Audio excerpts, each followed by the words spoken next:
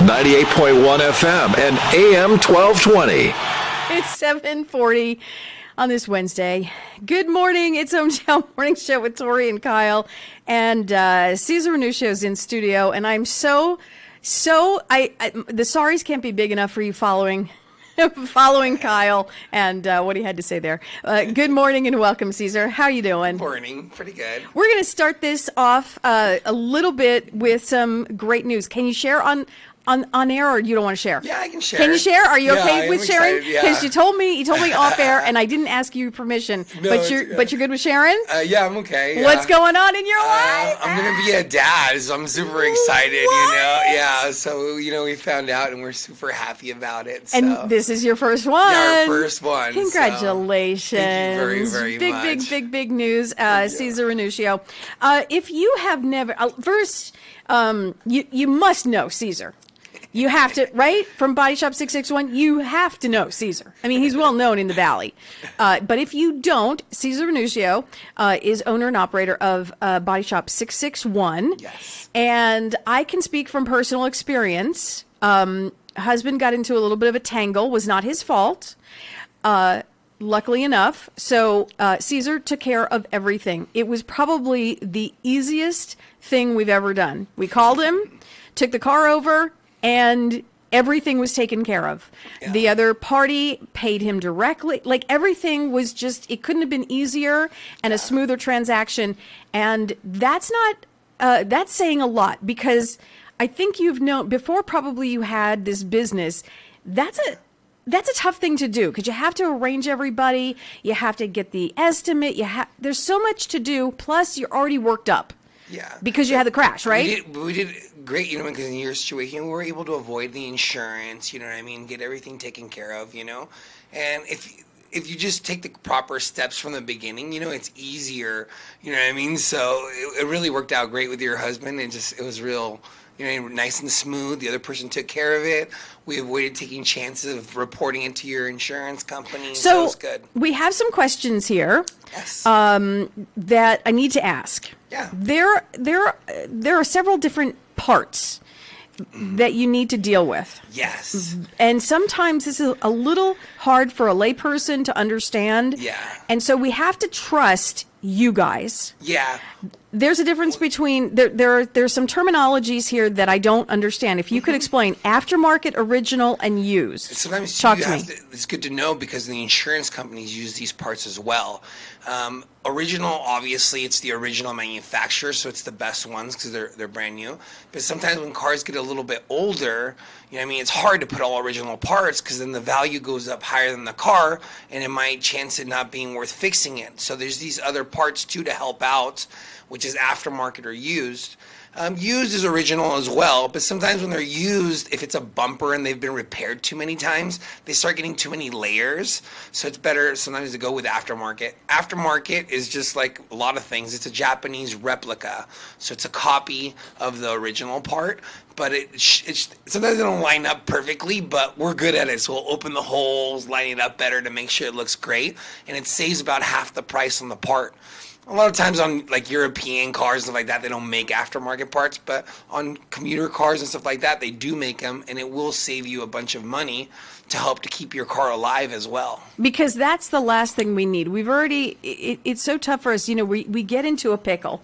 Mm-hmm. We have a crash, a fender bender, whatever it is, and we're already worked up. Yeah. We have to deal with whose fault it was, and what are we going to do, and so the next thing we think about is always price. How much is this going to cost me? Yeah. The other thing is sometimes when the cars get, after the years go by, the value of the car's lower.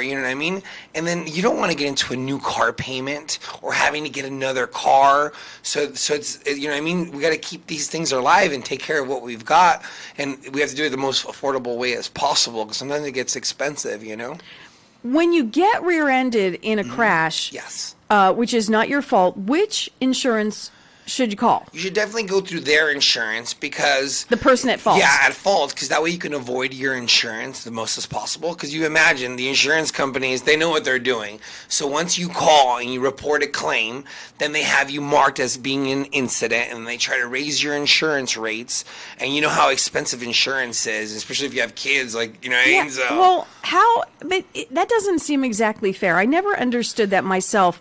If someone hits you and it's not your fault, why is the insurance company sometimes chooses to raise your rates that you've been in an incident, but hey, I was just minding my own business. Yeah, 'cause sometimes you have like the good driver discounts and all that, and when you're in an incident, then they mark it and they get rid of that. So that's the But thing. how unfair is that? That's not unfair. I'm still a good driver. It's that guy who wasn't a good driver, Yeah, right? insurances are rich for a reason, you know what I mean? Alright. So you just, and then the other thing is good that you know about this. So that way you can always call and argue about it, you know, and take a side. If not, you can always switch insurance companies. But I always like to warn my customers, you know, because you have to look at that stuff, because sometimes you get so used to just paying the insurance, you know, Yeah. that if they raise it, Yeah. you don't even notice, you know what I mean? So you got to keep your eye on it and make sure.